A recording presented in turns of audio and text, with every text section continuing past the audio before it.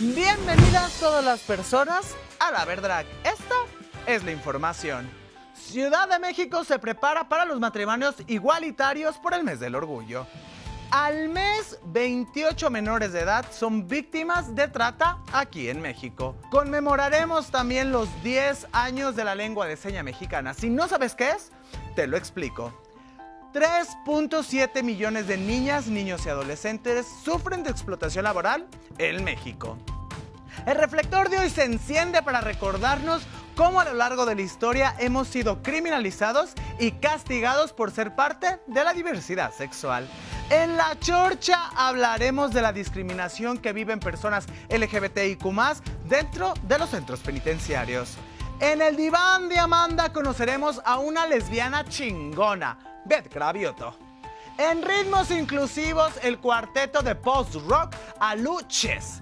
En Mi Verdrag evidenciaremos cómo el sistema patriarcal castiga a Ángel Aguilar y justifica a Cristian Nodal. Yo soy Amanda y esta es La Verdrag. El pasado 10 de junio fue el Día Nacional de la Lengua de Señas. Sí, la que algunos excandidatos presidenciales utilizaron en los debates. Pero, evidentemente, también este es un buen momento para analizar qué tan incluyentes somos los medios de comunicación con la comunidad sorda. Vamos a verlo. En nuestro país, la lengua de señas mexicana es reconocida oficialmente como parte del patrimonio lingüístico del país y es esencial para la comunidad sordomuda, con más de 2.3 millones de personas con discapacidad auditiva. La LSM es vital para su comunicación y expresión. Por ello, el 10 de junio se celebra el Día Nacional de la Lengua de Señas Mexicana, una fecha dedicada a promover la igualdad y la inclusión de las personas con discapacidad auditiva. Platicamos con Mayari Lisset Vargas, maestra de niños sordos en Tijuana, con 15 años de experiencia siendo intérprete y mediador sorda. Yo fui la primera intérprete sorda que empecé a abrir camino desde esta parte, y de ahí a la fecha, pues sí, sigo topándome con una serie de barreras, pero que estas se han ido abriendo poco a poco. Ella nos cuenta sobre su experiencia y la importancia de conmemorar este día. La lengua de señas, la lengua de señas mexicana para mí, dentro del país, es un idioma, es la lengua, es la belleza de este idioma, es nuestra voz, así como las personas oyentes tienen su propia voz. En el caso de una persona sorda, claro que pueden expresar una cantidad de cosas a través del cuerpo, de la expresión, de la gestualidad, del movimiento, gracias a este idioma, a la belleza de este idioma. En México, 34.4% de las personas con discapacidad auditiva tienen entre 30 y 59 años, mientras que el 47.4% son mayores de 60 años. La preocupación por la inclusión de esta comunidad tiene una larga historia en el país, casi de 2 siglos.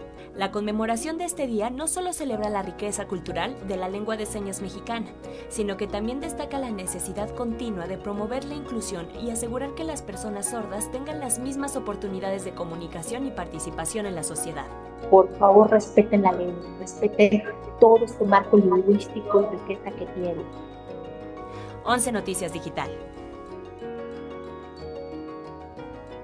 Hermanas, y buenas noticias, porque la Dirección General del Registro Civil de la Ciudad de México informó en un comunicado que la jornada de matrimonios colectivos LGBTIQ+ se va a realizar del 28 de junio del 2024 a las 17 horas en la explanada del Registro Civil, esto previo a la marcha de la comunidad que será el día sábado 29.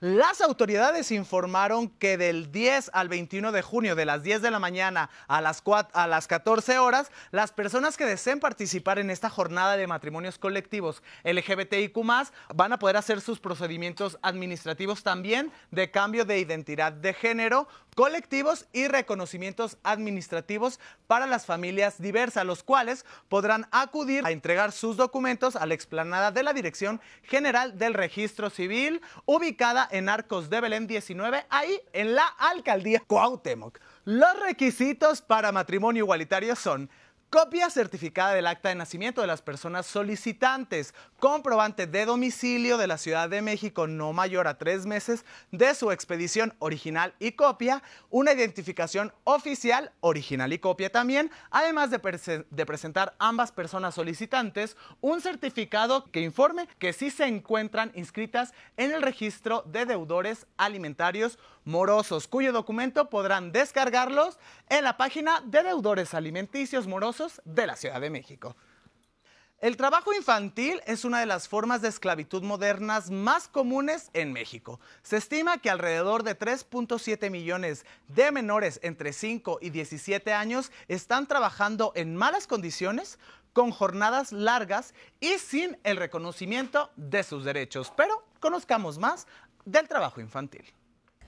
Este 12 de junio es el Día Mundial del Trabajo Infantil. En México hay cerca de 3.7 millones de menores entre 5 y 17 años que trabajan bajo esquemas que limitan sus derechos básicos, reportó el INEGI en 2022. Esto explica por qué se le llama la esclavitud moderna. En nuestro país, 15% de los menores de edad trabajan más de 48 horas a la semana, nivel superior a lo que permiten las leyes para los adultos. Los niños por lo regular se ocupan en actividades no permitidas como transportar cargas pesadas, empuñar machetes para actividades agrícolas, comercio ambulante, entre otros, mientras que la principal ocupación de las niñas es el trabajo doméstico en condiciones no adecuadas. Por consiguiente, 1 de cada 10 niñas, niños y adolescentes en México en situación de trabajo infantil no asiste a la escuela. Sin duda, la pobreza, la violencia y las desigualdades estructurales no solo los privan de un desarrollo sano físico y mental, sino que están expuestos a ser reclutados por grupos delincuenciales. Guerrero, Hidalgo y Jalisco son las entidades en las que se observaron los mayores aumentos en la cantidad de menores en condiciones de trabajo infantil entre 2019 y 2022. La Red por los Derechos de la Infancia pugna porque se reconozcan las infancias trabajadoras y su abordaje se basa en políticas públicas no criminalizantes, además de garantizar los derechos de las poblaciones más vulnerables como la niñez indígena, migrante y con discapacidad. Con información de Marta Varela, 11 Noticias Digital. Y seguimos con el tema de menores. Y es que en México, en promedio, 28 menores de edad son víctimas de trata cada mes. Esto de acuerdo con datos de la Red por los Derechos de la Infancia en México a partir del Secretariado Ejecutivo del Sistema Nacional de Seguridad Pública. En México, entre diciembre del 2018 y abril del 2024, se detectaron 1,808 casos de niñas, niños y adolescentes que lamentablemente fueron víctimas de trata, crimen también conocido como compraventa de personas. Las entidades que tienen más casos de trata del 2015 a la fecha son Estado de México, Ciudad de México, Nuevo León, Chihuahua. La información también indica que entre las víctimas, las principales afectadas son niñas, adolescentes y mujeres. Pero mis divas de la opinión, mucho nos ha costado tener la visibilidad de poder vivir nuestro orgullo. Haciendo un recuento de esta lucha, ¿ustedes creen que ha servido de algo el mes del orgullo? Vamos a ver qué nos contestaron. ¿Qué onda, mi Amanda y todos en el estudio? Como saben, ya estamos a la mitad del mes del orgullo, así que salimos a preguntarle a la gente qué beneficios creen que nos deja esta temporada. Pues de que también luchan por los derechos, como cualquier ser humano, ¿no? Y yo creo que ya no debe estar esperanzados a que cada año no cambien las opiniones de las personas que quieren así tener los derechos que de estar adoptando a los niños o casarse, y que el gobierno no ha hecho ese tipo de caso hacia la gente. Pues me parece muy bien, tenemos que estar orgullosos de lo que somos y de lo que pertenecemos. Beneficia para los comerciantes, ¿no? Yo he visto aquí que hay mucha gente, venden mucho y a ellos les beneficia.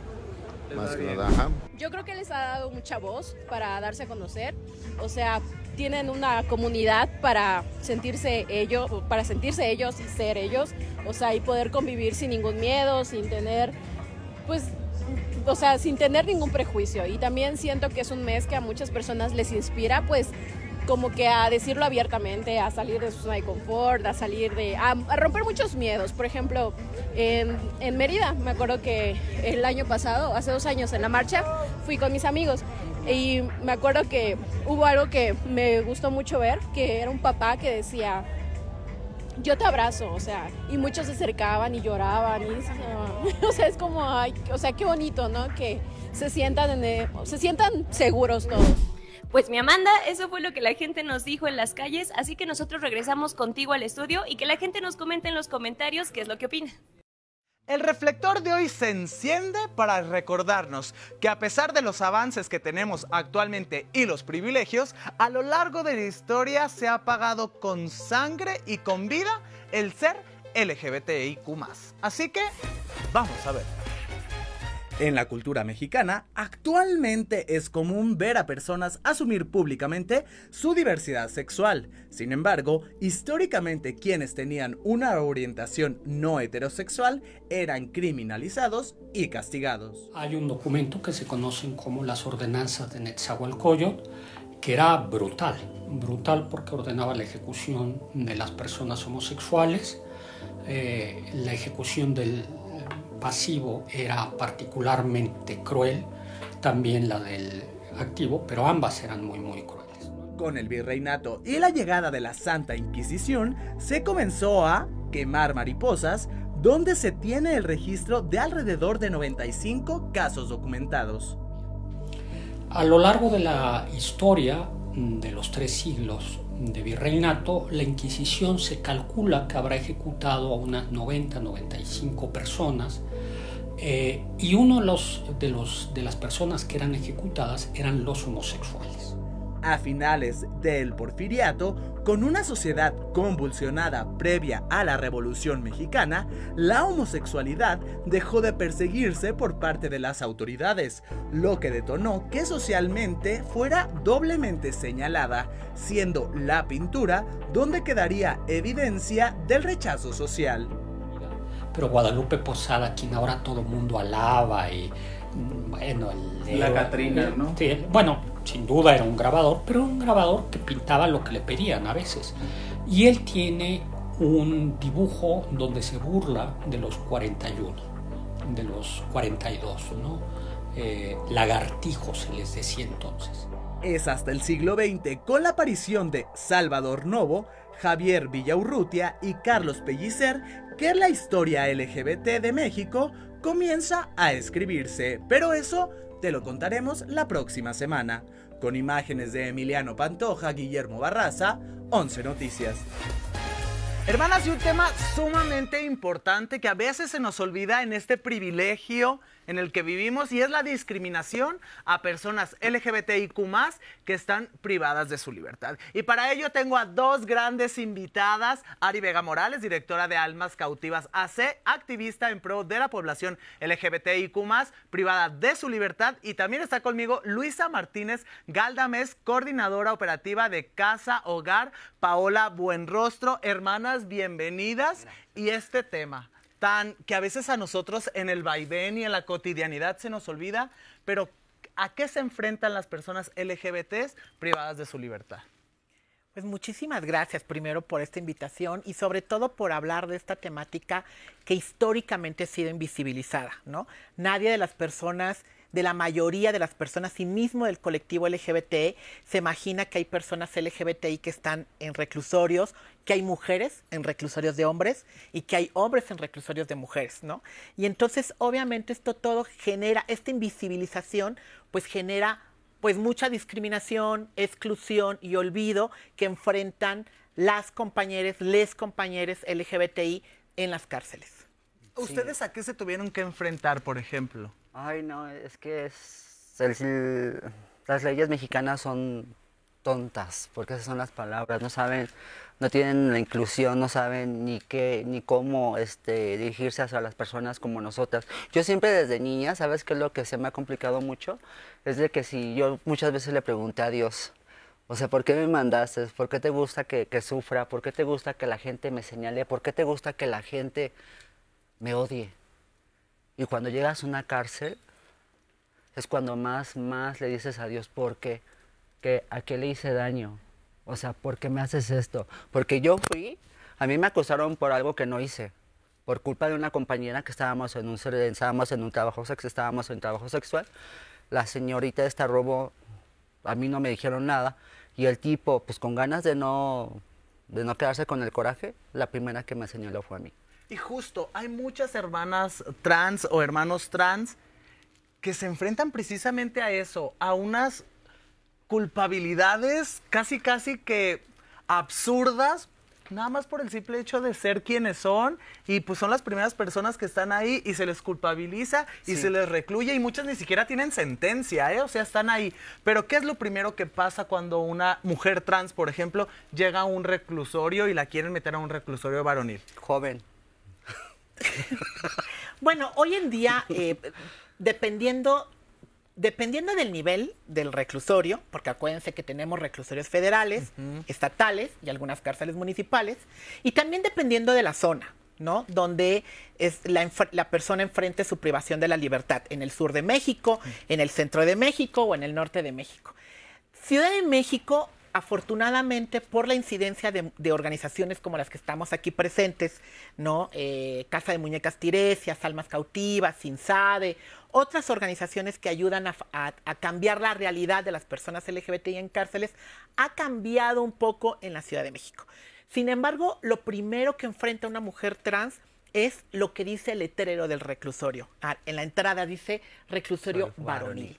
Y entonces esa palabra que dice varonil implica todo un dolor en su cuerpo y toda una transición de vejación hacia su expresión y su identidad, ¿no? Aquí no te llamas Juana, aquí te llamas Pedro, aquí tú naciste con genitales masculinos y te tienes que comportar como una persona masculina.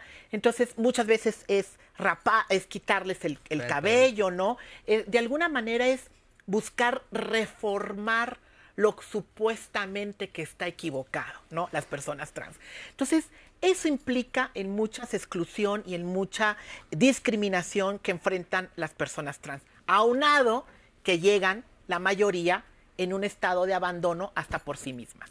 Sí, es que lamentablemente muchas de nosotras venimos en un contexto de discriminación por parte de la familia. Te pasa esto y más sola te encuentras.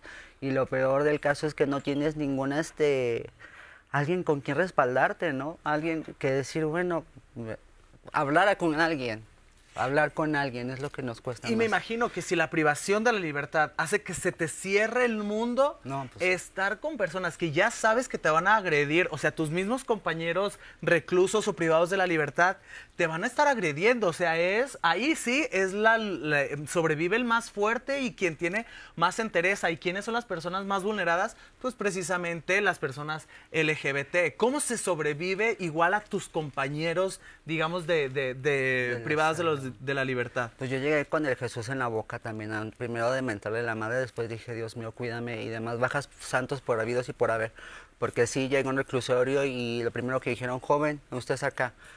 Y una les dice, no, es que yo me llamo tal. No, aquí en su credencial dice tal y tal. Así es que usted es hombre. O sea, también es un daño emocional de todo, psicológico y demás. Y luego también, o sea, yo fui lamentablemente violada por 5 de las personas que estaban ahí. Porque pues, si me llegó el nuevo... Palabras tontas, palabras muy fuertes que dice, ya llegó el nuevo, está apretadito. Está esto, la va a hacer todo rico. O sea, unas cosas que dices, güey, o sea, y tanto que te dicen de la cárcel, que yo lo único que hice, y sí, o sea, desde que yo llegué, de que empecé con eso y luego empezaron a victimizar, a decir, y lo único que dije y fue rezar, ¿no? Decirle, Dios, pues, nada más cuídame. Es muy fuerte, o sea, es muy fuerte a lo que te tengas, de primer momento, pero además, todo el tiempo que estás privada de la libertad, estás sufriendo este tipo de cosas. ¿Y cómo te puedes defender? ¿Cómo se defienden las personas? Si te defiendes, te matan. A tal grado. O sea, no te queda de otra más que aguantar y... O sea, a ti que has trabajado precisamente con personas. También se replican muchísimo este tipo de historias. Bueno, los ciclos de violencia dentro del centro penitenciario son cíclicos, ¿no? O sea, se repiten, la violencia se repite por parte de la autoridad, pero también por parte de los compañeros LGBTI, pero también por parte de las otras personas privadas de la libertad. La mayoría de las personas trans se encuentran en medio de la violencia, ¿no? Por un lado de lo institucional y por el otro lado de la población penitenciaria. Lo que nosotras hemos implantado y nos ha dado como mucho resultado desde nuestra organización es precisamente acompañar a las personas LGBTI privadas de la libertad, pero darles ciertos instrumentos básicos de cómo saber defender sus derechos dentro del centro penitenciario, ¿no? Y en algunos casos ha habido, por supuesto, éxito, en otros no, como lo que nos narra María Luisa, ¿no? Que al final eres víctima de un sistema que a veces no te deja ni defenderte, ¿no? Por ti misma. Y que puedes tener mucha preparación y mucho conocimiento y pueden acercarse a platicar contigo y a capacitarte, pero la realidad es otra. La realidad es otra, así es. Y detrás de los barrotes, la realidad es otra. Es otra historia. Y cuando las autoridades se van a descansar o hay cambios de turnos o llega la noche, ahí es donde realmente se vive este infierno, sí, porque luego, como en todos lados, a ver que va a haber gente linda y va a haber gente odiosa, gente que te va a hacer la vida imposible, gente que te va a hacer hasta lo más mínimo porque te intoleres y porque... No, es que hasta me da coraje porque luego cuando llegan las chicas en Casa Hogar Paola Buenrostro, llegan en ese contexto, llegamos con una situación vulnerable y luego nos llega a pasar esto, se reprochando a todos. O sea, la mayoría de chicas que están en la casa tenemos esta enfermedad de alcoholismo y drogadicción, pero por lo mismo de que nos pasa y nos ensañan y decimos, Dios, o sea, ¿por qué? ¿Qué hice? O sea, y te cuentan historias más o menos como la mía y hasta peor. Le digo, en verdad, ¿qué hicimos? Pero ¿qué le dirían ambas a estas hermanas que lamentablemente ahorita están siendo víctimas de tanta agresión, de tanta violencia, que se encuentran privadas de la libertad y que desafortunadamente están así de rendirse y tirar la toalla y dejarse, pues no sé, no sé qué alcances tendrían, pero que están así de rendirse en esta lucha? Pues no sé. Yo te diría, no estás sola. Dios, a lo mejor luego le mentamos la madre, ¿no? Pero Dios siempre va a estar ahí. Dios sabe el porqué de las cosas. Aprendamos de los errores, pero no estás sola. Tienes muchos ángeles, tienes a muchas personas que te esperamos acá afuera. No te sientas, no te rindas. Tú eres una guerrera empoderada de Dios y sabes que lo eres, pero créetela. Pues mira, yo le pediría a las personas que nos estén viendo y que tal vez estén pasando por esta situación que nos vayamos unos años atrás. Como desde pequeñas siempre hemos luchado por ser quienes somos. Y de alguna manera la cárcel no nada más la hemos vivido las personas trans de manera física, la hemos vivido también de manera emocional, la hemos vivido en la escuela, la hemos vivido en muchos espacios en donde no nos han dejado ser quienes somos y que nos han querido privar de expresar quienes somos. Entonces yo les diría a todas las personas trans que estén pasando por esta situación que no nos olvidemos de nuestra gran fortaleza que es la resiliencia. Porque somos personas resilientes, porque somos personas que tuvimos el valor y el coraje de construirnos y de construirnos como quisimos, como hemos querido. Y que el paso por la cárcel sea una experiencia más, sea un aprendizaje más, pero para surgir como ave fénix y ser una mejor versión de ti misma. Muchísimas gracias por haber estado aquí. Gracias a ustedes. Hay que repetir esta charla, si les parece, más adelante para hablar el tema de lamentablemente también la prostitución que se vive al interior de los centros penitenciarios. Muchísimas gracias por haber estado. Gracias a ustedes. Gracias. Al contrario, muchísimas Y aquí gracias. seguimos. Y dentro de nuestra población también hay mujeres bien fregonas, como la que vamos a ver en el diván de Amanda, la cual está ayudando a cambiar nuestra realidad. Ella es Beth Cravioto, que en su búsqueda por tener espacios seguros se convirtió en la organizadora del primer festival de lesbianas en todo Latinoamérica. Así que sin más, vamos a conocerla. Bueno, yo soy Beth Cravioto y soy directora del Festival Ella México, que es el primer festival internacional para mujeres diversas en Latinoamérica. Y bueno, también soy estratega de marketing, tengo una agencia y estudié psicología, ¿no? ¿Qué más? Soy transfeminista, lesbiana, orgullosa, etcétera. Padre, y aparte siempre pienso que mi lesbiandad, ¿no? Como que me dio fuerza, o sea, porque a partir de eso ya tuve una motivación y un sentido, ¿no? O sea, ya encontré mi onda en esta vida. Y aparte, pues digo, ya después crecí, ¿no? Y empecé a ser una lesbiana oficial, ¿no? ¿Cómo es ser una lesbiana oficial? Ejercer oficialmente, ¿no? Pero pues ahora me topé con un chorro de otros obstáculos y temas que era que no había espacios para mí, ¿no? O había muy pocos y pues a veces como medio pinches, ¿no? Y así. Y pues como que todos eran de chicos gays, que está bien, ¿no? Bueno, o sea, en algún momento me la pasé muy bien, pero también decía como, pues sí, pero es diferente, ¿dónde está la ¿no? gente como yo? ¿No? Sí, me encontré con un festival que se llama Ella Festival, que sucede en España, en Mallorca, España. Y pues ya les escribí, como que vi su misión, visión y más o menos cómo llevan a cabo su evento y dije, bueno, esto sí como tiene mucho que ver con lo que yo quiero hacer porque no solo quiero fiesta, ¿no? Sino que quiero también un espacio de intercambio cultural y social, ¿no? Donde podamos convivir desde otros espacios. Y ya, sí, en Zipolite se queda el Festival de Playa, ¿no? Porque pues sí, también queremos seguir fomentando el turismo de chicas internacional, porque aparte pues nos visitan mujeres de otros países, ¿no? Incluso alguna vez nos mandaron una carta a unas chicas de Uganda que querían venir al festival, ¿no?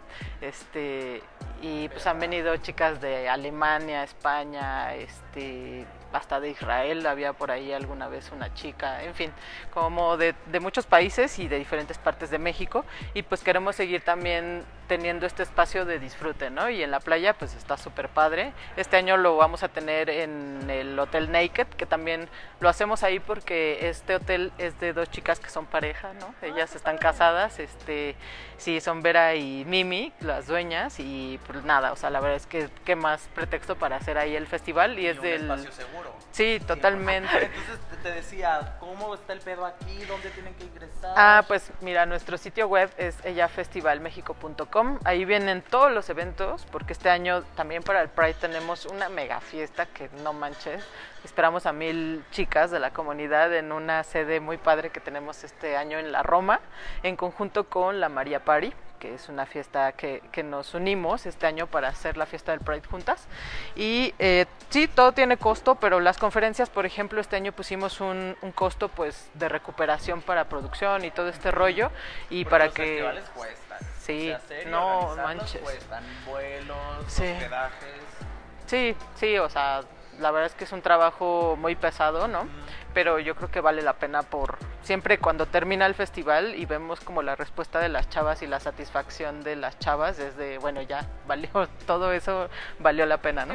Nuestras páginas, nuestras redes sociales es @ellamexico en Instagram, y en Facebook estamos como Ella International Lesbian Festival, y en TikTok como Ella México. Así que no se lo pueden perder, de verdad. Participen en este tipo de festivales. Sí. Hay que visibilizar mucho más a las hermanas lesbianas en este mes del orgullo. Y pues muchísimas felicidades, gracias, bebé, por este esfuerzo, y vas a ver que en esta 4ª edición la vas a romper.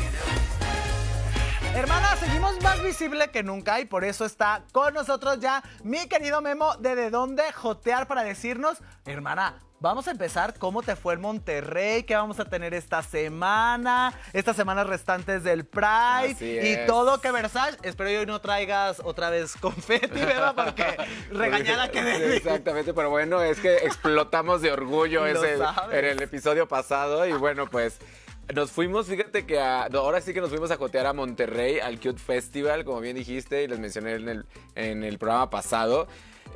Sinceramente, yo creo que existen esos espacios también en otras partes del país, como en este caso en Monterrey, que pues también es una zona muy machista también, y bueno, pues que esto suceda, es impactante ver cómo la comunidad de allá se juntó, vivió el festival, pues estuvo man, la factoría pues canceló, pero también hubo un escenario dedicado a las drags.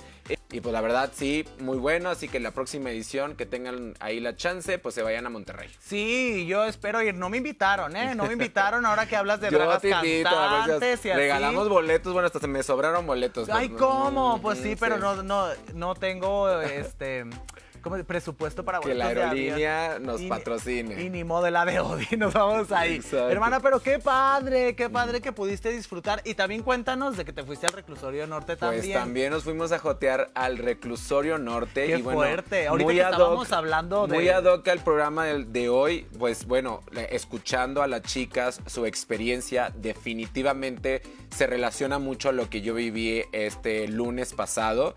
Gracias a Doña Vero, que fue quien patrocinó ahí la comida para los reclusos.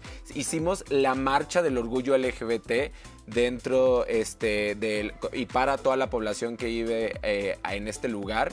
Lo que hicimos pues, fue participar, ayudarlos a hacer sus carteles, poner un poco de ánimo. Estuvo el director, estuvo ahí presente, las asociaciones como Círculo Diverso, Reinserta, bueno, que se dedican justamente a poder darles pues ánimos, ¿no? Y ahí adentro y después de que salen, ¿no? Entonces, pues estuvimos conviviendo con ellos. También hicimos la marcha por el pasillo que está en medio de ahí del Reclusorio Norte, que tiene todo este campo de fútbol y de básquet y todo, la verdad, muy bien ordenado, organizado. Todos participaron correctamente y al final, después de hacer ese recorrido, que es 1 kilómetro, que estuvimos marchando, llegamos al auditorio, que bueno, un auditorio muy lindo, sinceramente, muy bien arreglado. No sé si siempre esté así, pero para la ocasión sí lo estaba. Y bueno, también se patrocinó ahí iluminación, estuvo Regina Boché, Hugo Blanquet, estuvieron haciendo unos actos dignos, o sea, de verdad muy dignos, muy profesionales, convivieron con la población que asistió. Hay más de 6,000 personas dentro del Reclusorio Norte y solo se identifican 70 personas como parte de la comunidad LGBT. Platicando con ellos, muy probablemente es que existen mucho más. Claro. Pero por alguna razón u otra, pues ellos no salen a decir que son parte de la comunidad, o si lo dicen, pero no quieren involucrarse en eso y tienen toda la libertad de hacerlo, ¿no? Porque justo como lo comentábamos en la chorcha, no se quieren exponer precisamente a estos actos de violencia. Pero justo estas personas que se identifican, mi querido Memo, ¿tú cómo las veías? O sea, creo que en ese momento hay como un respiro para ellas, ¿no? Exacto, no, se veían contentas, muy animados. Bueno, pues habían chicas trans, habían gente que se identificaba como no binario, como queer, como gay. Y bueno, pues la verdad es que se les iluminaba la cara al vernos. Habían algunas personas que ya conocían pues de las organizaciones que llegaron y los abrazaron, contaban algunas de sus historias, de cómo se sentían. Y bueno, esto es solamente algo que es muy importante tomar en cuenta. ¿Por qué alzamos la voz cuando marchamos? Algunos nos dicen, y me estoy conmoviendo porque sí es muy fuerte, porque a veces a mí me dicen, oye, pero ¿por qué marchar si ya lo que tengo ya es suficiente? Pero no. Ahí están esas comunidades y no solamente los que viven ahí, sino también las poblaciones indígenas, los que están en pequeños pueblos, que necesitan que nosotros, que tenemos el privilegio de alzar la voz, lo hagamos porque ellos no lo tienen. Y sí funciona. Funciona que esto no se vería reflejado. Era impensable que esto sucediera hace 2 años, 3 años. Y bueno, gracias a estas organizaciones y muchas otras que alzan la voz dentro como de la marcha LGBT, que evidentemente, por favor, sí hay que disfrutar la marcha, pero también hay que saber utilizarla a favor de nuestros derechos, porque estamos muy cortos de lo que realmente deberíamos de tener. Sí, no olvidar por qué surgió esta marcha, por qué estamos marchando justo como dices. Querido Memo, muchísimas gracias. No, gracias a ustedes. Síganos en Donde Jotear en Instagram. Oye, y es que está el Memo imparable, tiene accesos de todo, hermana. Si quieren ir ustedes a los eventos del Pride, vayan con el Memo, porque él sí está, mira, ahí sí hay varo, ahí sí hay varo y patrocinio. Memo, muchísimas gracias, hermane. Y continuamos con más. Hermanas, ya estamos en su gustada sección Ritmos Inclusivos, donde descubrimos a bandas verdaderamente talentosas, y hoy no podía ser la excepción. Y es que está conmigo Aluches, con Che, no con X como allá en el sureste, con Che, cómo no.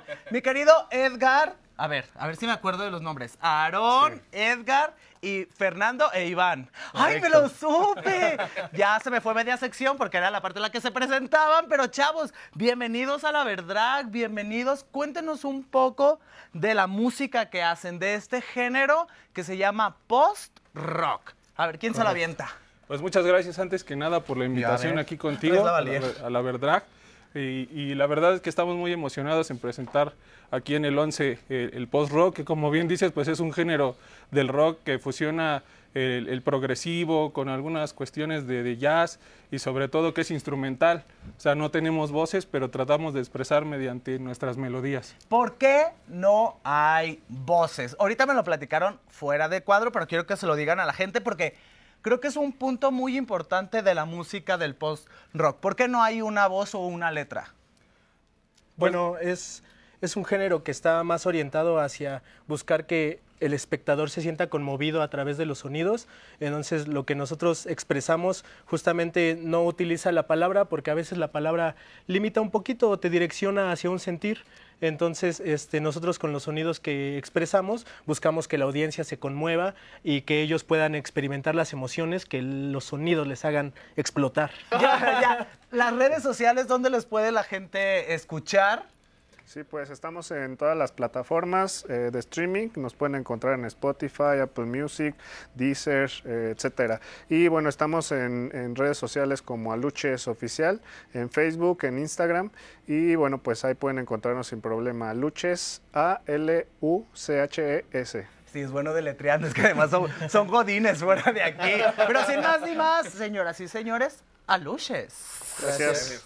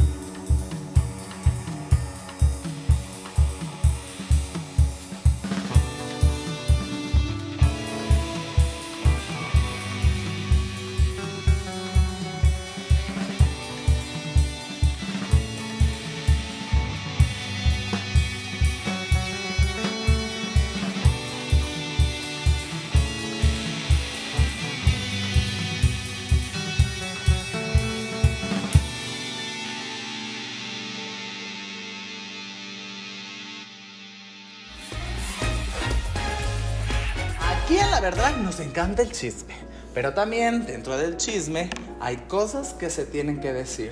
Y en el caso de Cristian Nodal y Ángela Aguilar, lo que llama la atención es cómo el machismo de México colapsó con críticas y comentarios negativos en las redes sociales de ella y no de él. En la Santa Inquisición de las redes sociales aprovecharon para sacar a relucir su sesgo de género y culpabilizar a Ángela por la separación de Nodal y Caso. El asunto aquí es que la persona que tenía el compromiso era él. Quien estaba en la relación era él.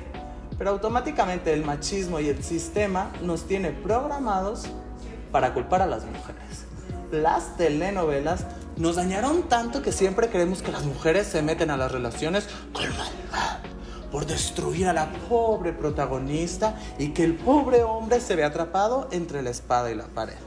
Pero la realidad es que si ponen límites, ahí se acabaría el asunto. Lo que pasa es que el machismo les hace sentir poderosos al saberse el todas mías. Siempre que se habla de un triángulo amoroso, la mujer es la que se lleva las peores críticas, las más severas, el señalamiento más violento. Les ponen etiquetas de por vida y ellos, como siempre, terminan siendo las pobres víctimas de la situación. Pero es momento de dejar de justificarlos y hacerlos responsables de sus acciones. Y esa es el drag. Nos vemos, hermanos, en la próxima emisión. Seguimos con más.